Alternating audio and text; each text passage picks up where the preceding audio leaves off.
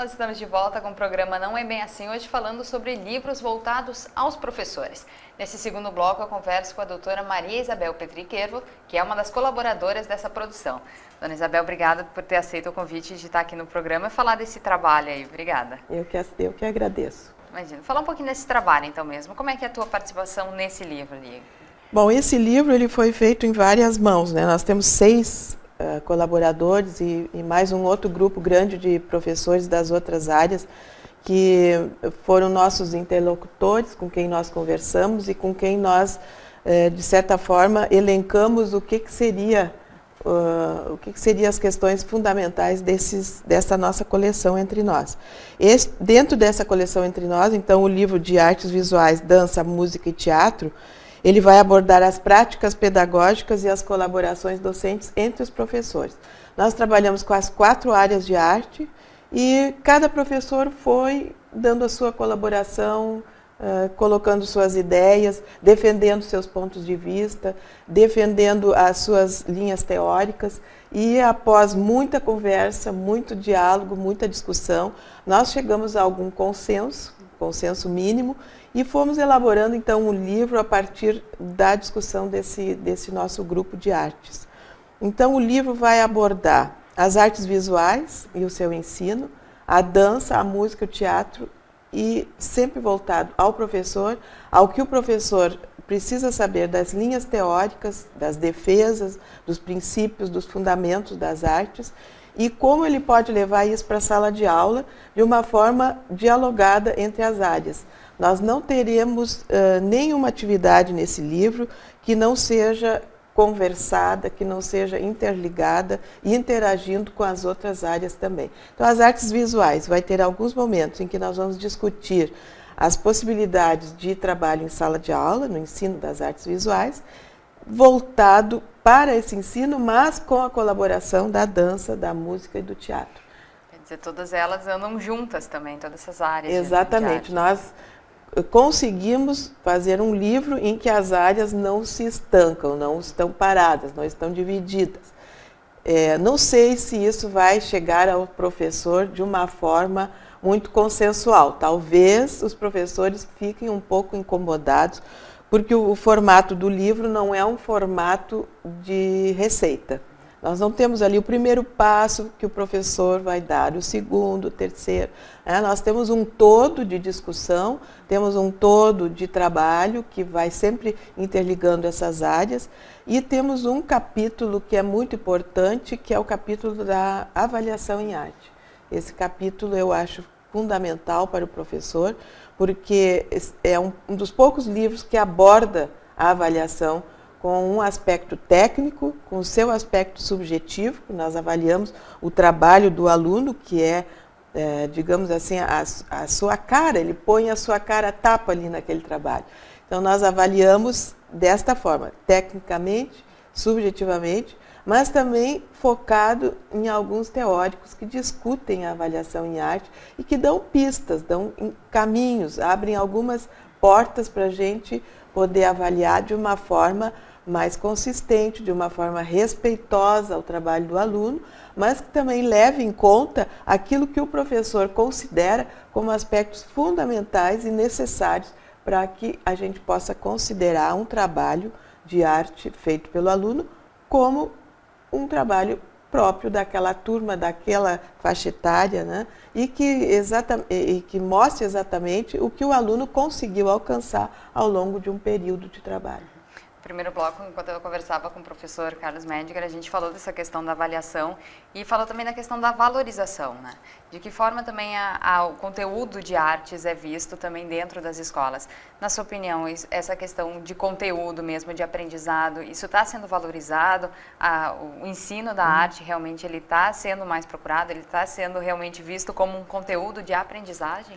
Olha, isso é bastante discutível, a gente nota pelas visitas às escolas, pelos documentos que os professores nos alcançam, pelo que se lê na internet, pelo que se vê no Facebook de algumas professoras que conversam conosco, pelos levantamentos feitos pelos órgãos, né, de governo ou de ONGs, ou, por exemplo, do Instituto Arte na Escola, que tem um âmbito nacional e que está sempre revisando e revisitando esses aspectos, a gente nota que não foi abolido totalmente das escolas os modelinhos prontos para colorir, um trabalho já bem direcionado, os princípios da criatividade, do processo criativo, da elaboração dos alunos, etc., não estão ainda muito presentes na escola. O professor não sabe bem o que é desenvolver a criatividade, o que vem a ser o processo criativo do aluno. São essas questões nós abordamos no livro, nós temos algumas maneiras ali de exercitar isso, nós temos motivações para o processo criativo e penso que ainda estamos longe de desenvolver com qualidade um processo criativo na escola. Vejo com preocupação, porque há muitos anos nós lutamos com isso, eu tenho mais de 40 anos de trabalho no magistério, nós temos professores que já escreveram sobre isso há muitos anos e que batalham, né, essa questão também nas universidades, nos cursos, nas palestras, e ainda assim nós vemos que o processo criativo ele é sempre visto como algo a fazer, mas como fazer? E como entender que aquilo é o processo criativo ou é um processo de repetição do aluno, ou que ele está sempre repetindo o mesmo modelo. Né? Isso não favorece em nada a vida do aluno, não favorece o crescimento da educação como um todo, não favorece a autonomia do aluno, quer dizer, a busca do empreendedorismo que nós tanto falamos, ele passa por esse processo criativo, ele passa pela autonomia de criar, de inventar, de buscar novos formatos.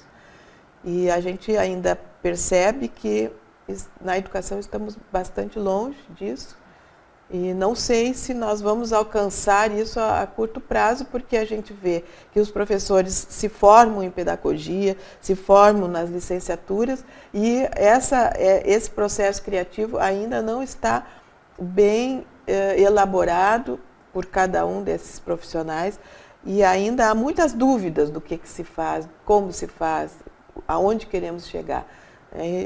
Eu acho que ainda não estamos muito bem nesse fator aí, não. Podemos dizer que esse livro é um caminho assim, de como chegar nesse livro, resultado mais positivo? Isso, esse livro pode ajudar, ele não é uma panaceia, ele não é um remédio para tudo. Ele pode ajudar o professor a pensar, a refletir sobre a sua prática, sobre o modo como ele está desenvolvendo as suas aulas, como é que ele está provocando o seu aluno para o processo criativo, o que ele está trazendo para a sala de aula, se ele está usando os meios tecnológicos, se ele usa o telefone celular para fazer uma pesquisa em sala de aula com o seu aluno, se ele tem um blog com os seus alunos para que eles possam desenvolver outro pensamento, outro tipo de pensamento, se ele se corresponde através da internet ou por outros meios com alunos de outros lugares, de outros países, de outros estados brasileiros, se ele traz para a sua sala de aula as novidades, aquilo que está acontecendo, não por ser novidadeiro, mas por ter qualidade e ter possibilidade de aprimorar algum aspecto do estudo, desenvolver alguma coisa, né, que está sendo trabalhada em sala de aula de uma forma pequena, de uma forma tradicional, e que ele possa trazer outros meios para extrapolar desse mundo pequeno da sala de aula, trazer essas coisas sempre buscando a interação com o mundo, a interação com a tecnologia, a interação com o processo criativo de outras pessoas que possam trazer também o desenvolvimento do processo criativo daquela sala de aula. Então, eu vejo que a interação do professor com os meios tecnológicos, a interação do professor com seus pares, que é o que nós fazemos nesse livro, pode sim contribuir muito para isso. Esse é um livro voltado aos educadores dos anos finais do ensino fundamental, né? De que maneira também é diferente trabalhar com os alunos do 6º ou 9º ano, quando do 1º ao 5º ano? Que diferença tem a arte, né, na vida deles também? A diferença é que nós vamos trabalhar nesse livro com um público adolescente.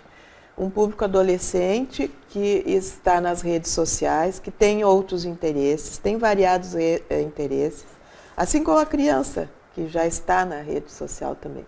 Mas esse público que atinge a faixa etária dos 10 anos em diante, 11, 12, é um público diferenciado, é um público preocupante, porque tem sobre si uma série de outros fatores que interferem, né, que vão afetar esse aluno adolescente, com toda essa tecnologia que o cerca, mas também com todo esse mundo imagético, todas essas imagens que ele está já habituado e inserido nesse contexto, né, nesse meio. Isso tudo interfere. É um público diferenciado porque ele exige mais, é mais exigente, cobra certas coisas, não gosta de certos procedimentos do professor, questiona procedimentos do professor e da escola, questiona a direção, né? Está numa fase de transição do seu corpo, da sua mente, da sua vida, enfrenta uma série de conflitos pessoais, né, e sociais. Então, é um público que nós temos que, a todo momento, pensar a forma, o melhor formato de seduzi-los para o ensino da arte, para o trabalho com a imagem, para a leitura da imagem, que vai possibilitar que ele faça uma leitura de mundo. Quando se trabalha a leitura de imagem na sala de aula, nós possibilitamos e vamos encaminhando esse aluno para as leituras do seu dia a dia, para que ele leia o seu colega, o seu professor, a sua sala de aula, a sua escola, a sua família, que ele faça uma leitura mais apurada do programa da TV, ele começa a ficar mais crítico, exatamente, que é a palavra correta.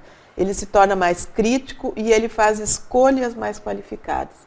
Ele começa a perceber o que ele quer usufruir, o que ele vai buscar para si. O que ele vai comprar, digamos, entre parênteses, né? Entre aspas, o que ele comprará. E esse espírito crítico, essa crítica das imagens, nós vamos trabalhando desde lá do jardim de infância, desde do ensino da educação infantil. E vamos com isso até o fim da vida. Mas essa fase adolescente, que é a fase que este livro está dedicado, é uma fase fundamental e a gente entende por tudo que colocamos aqui e como vamos encaminhando, né, também a leitura e a crítica, a observação das imagens e como elas nos afetam e o que está por trás da propaganda, o que a propaganda me afeta de tal modo que eu saio correndo de casa e vou comprar esse determinado objeto, essa determinada camiseta, esse tênis, este abrigo. Então, isso tudo nós trabalhamos de uma forma outra, que vem pela arte, mas que afeta, desemboca e interfere também em toda a leitura que se faz da nossa vida e do mundo.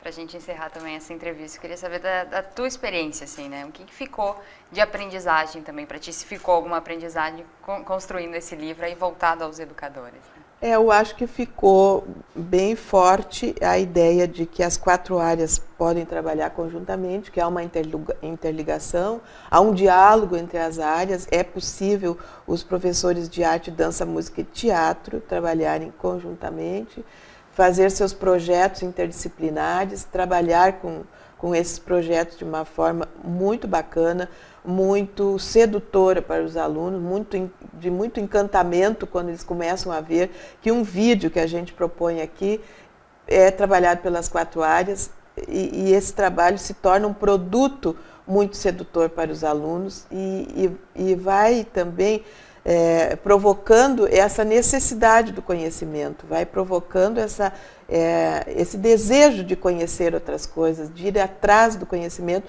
e de não ficar só num livrinho na sala de aula, sentadinho ou em casa com o seu computador, né?